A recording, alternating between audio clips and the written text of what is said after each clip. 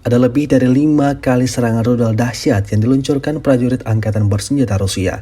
Kementerian Pertahanan Rusia merilis video peristiwa tersebut melalui akun Telegram @MDRasia pada Jumat 10 Januari 2025. Awak MLRS Uragan dari kelompok pasukan Vostok menyerang posisi artileri meriam dan posisi infanteri angkatan bersenjata Ukraina.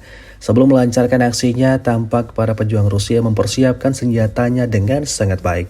MLRS Uragan yang kuat menyapu habis artileri angkatan bersenjata Ukraina, seperti yang terlihat dalam rekaman. Insiden ini jelas menambah daftar kerugian panjang yang didapatkan pasukan Kiev.